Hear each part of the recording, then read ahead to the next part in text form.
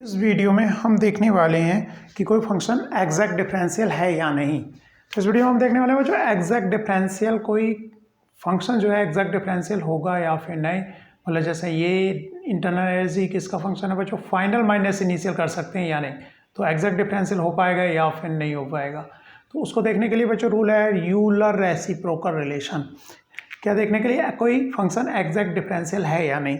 तो बच्चों देखते हैं और उसको अच्छे समझते हैं। सपोज जेड कोई स्टेट फंक्शन है बच्चों और वो फंक्शन है वेरिएबल इंडिपेंडेंट वेरिएबल एक्स और वाई का। तो इसका हम डिफरेंशिएशन बच्चों डी जेड क्या लिख सकते हैं, चेंज इन जेड विद जैसा कि लिखते आ रहे हैं हम बार बार एक्स के रेस्पेक्ट में वाई को कांस्टेंट रखते हुए d x plus del z upon del y, x को कांस्टेंट रखते हुए डी वाई। तो बच्चों इसको मैं अलग नोटेशन लिख दूं, इसको लिख दूं एम, ये कोई फंक्शन रहेगा, इसको क्या लिख पा रहा हूं मैं, एम एक्स वाई का सपोज ये फंक्शन है डी एक्स प्लस ये कोई एन का फंक्शन एक्स और वाई का फंक्शन रहा होगा जो डिफरेंशिएशन होकर आएगा डी वाई। बच्चों ये बाद में अभी समझ में आ जाएगा। अगर एम को फर्दर डिफरेंशिएट करें, इसको पहले एम जो था इसको डिफरेंशिएट किया था हमने एक्स के रेस्पेक्ट में, लेकिन अब एम को क्या करें हम डिफरेंशिएट करें वाई की रेस्पेक्ट में। अगर del M upon del M को डिफरेंशिएट करें हम वाई के रेस्पेक्ट में, क्योंकि ऑलरेडी हम इसको एक बार जो फंक्शन था उसको एक्स के रेस्पेक्ट में कर चुके थे।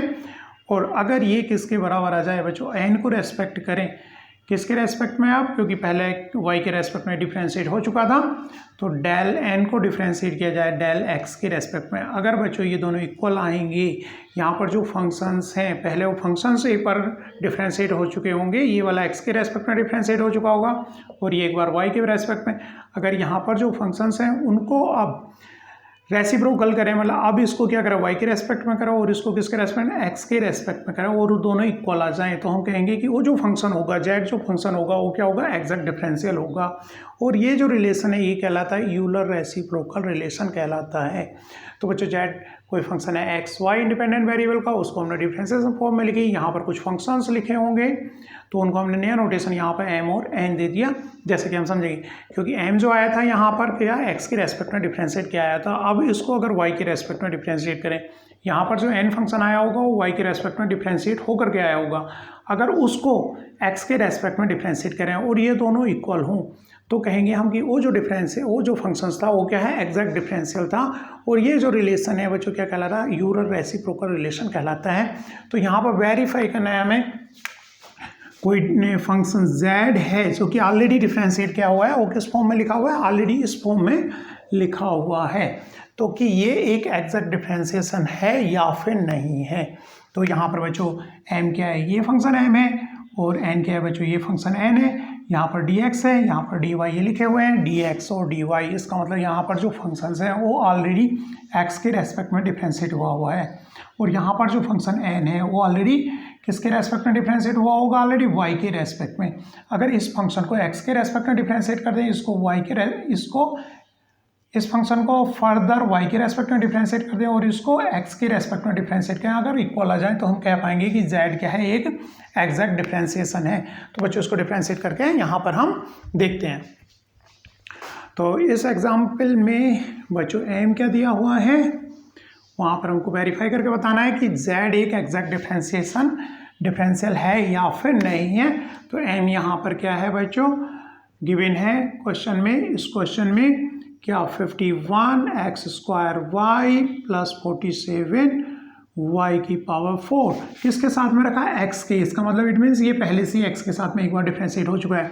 तो इसको किसके रेस्पेक्ट में डिफरेंशिएट करूँ मैं, अब y के रेस्पेक्ट में डिफरेंशिएट करूँ x को कांस्टेंट रखते हुए।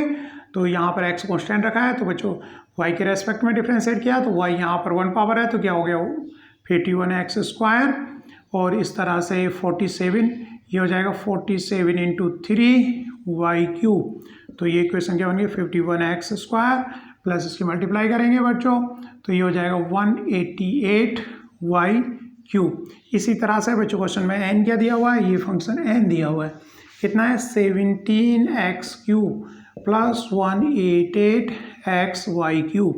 अब इसको डिफ्रेंशिएट कर दें हम x के रेस्पेक्ट में तो ये हो जाएगा 17 इंटू 3x² प्लस एक्स के रेस्पेक्ट में डिफ्रेंशिएट कर रहे हैं, क्या रखते हुए, वाई कांस्टेंट रखते हुए। ये कितना हो गया बच्चों, वाई कांस्टेंट रखते हुए एक्स के रेस्पेक्ट में, ये कितना हो गया 188 वाई क्यूब।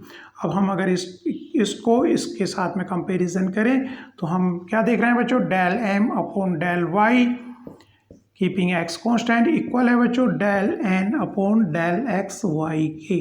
तो यहाँ से ये प्रूव हो जाता है कि ये, क्योंकि ये इसके इक्वल है, तो ये प्रूव हो जाता है बच्चों कि ये जो फंक्शन था z वो क्या है, एक एग्जैक्ट डिफरेंशियल है। इसी तरह से बच्चों नेक्स्ट क्वेश्चन करने वाले हैं हम।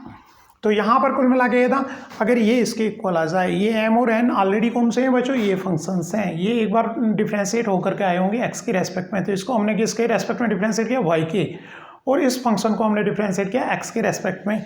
अगर वो इस इक्वेशन को, ये इक्वेशन का नाम क्या बच्चों, यूलर रेसिप्रोकल रिलेशन को फॉलो अप कर रहे हैं, तो इस मीन्स क्या वो एग्जैक्ट डिफरेंशियल होंगे। ऐसे बच्चों में v वॉल्यूम जो है फंक्शन है टेम्परेचर और प्रेशर का, हमें यहाँ पे प्रूव करना है dv is an exact differential. ठीक है बच्चों, इसको देखते हैं फॉर आइडियल गैस इक्वेशन के लिए कि ये एक एग्जैक्ट डिफरेंशियल है या फिर नहीं है। देखते हैं बच्चों इसको किस तरह से करेंगे। यहाँ पर क्वेश्चन क्या है, वॉल्यूम एक फंक्शन है, वॉल्यूम एक जो स्टेट फंक्शन है जो कि किसका फंक्शन है, वेरिएबल है t और p का। तो हमें प्रूव करना है कि dv is an exact differential. तो बच्चों पहले हम इसमें dv निकालेंगे। v क्या लिखा है बच्चों, फंक्शन लिखा है टेम्परेचर और प्रेशर का, तो यहाँ पर dv इक्वल टू हो जाएगा change in dv with respect to temperature keeping pressure constant dt plus del v upon del p keeping temperature constant इस टाइम, और क्या लिखेंगे यहाँ पर dp। तो बच्चों यहाँ पर इसकी वैल्यू निकालें और इसकी वैल्यू हम निकाल कर यहाँ पर रखें गैसेस इक्वेशन से। pv is equal to RT से 1 मोल के लिए लिख दिया है बच्चों गैसेस इक्वेशन मैंने। तो यहाँ पर निकालना डेल v, डिफ्रेंशिएट करना with respect to temperature, pressure constant रखते हुए, तो इस इक्वेशन का डिफ्रेंशिएशन कर रहा हूँ बच्चों मैं।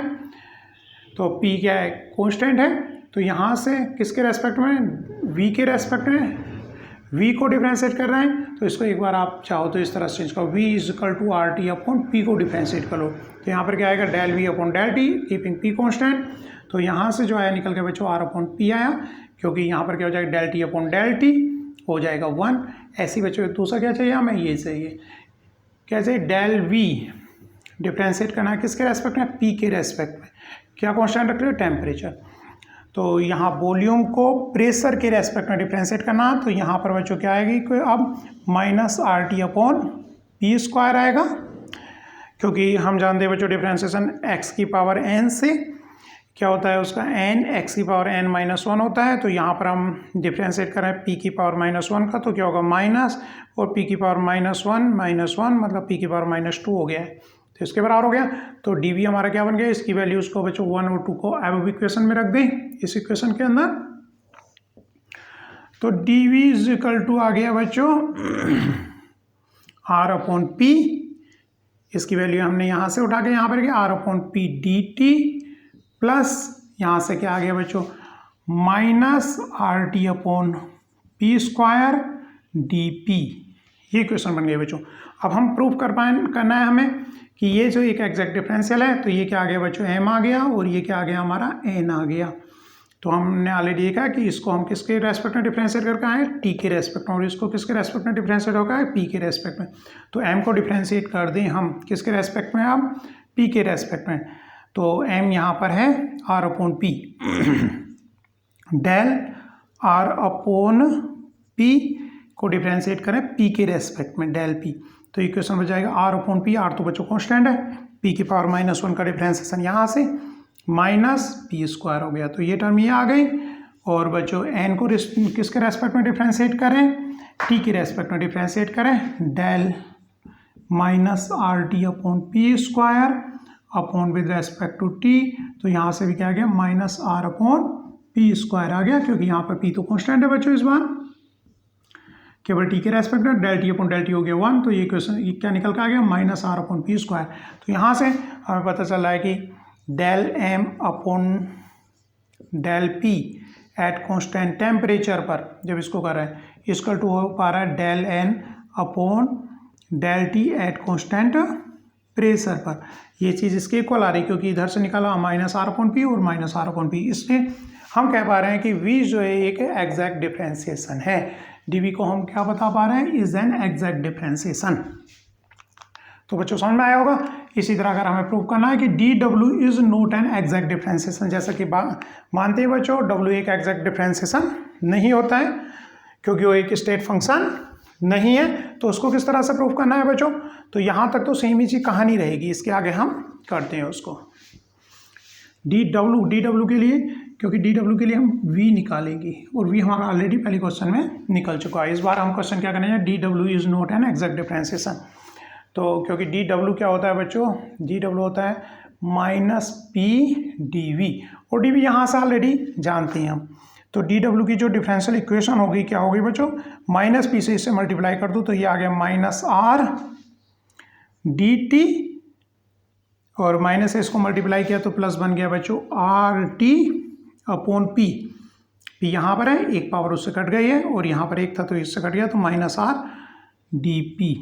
अब बच्चों ये dw एक एग्जैक्ट डिफरेंशिएशन है कि नहीं है वो जानने के लिए बच्चों यहाँ पर क्या है, -r है और क्या n है, तो इसको किसके रेस्पेक्ट में डिफरेंशिएट करेंगे, p के रेस्पेक्ट में, और इसको डिफरेंशिएट किसके रेस्पेक्ट में करेंगे, t के रेस्पेक्ट में, और देखेंगे दोनों बराबर हैं या नहीं। तो बच्चों इसको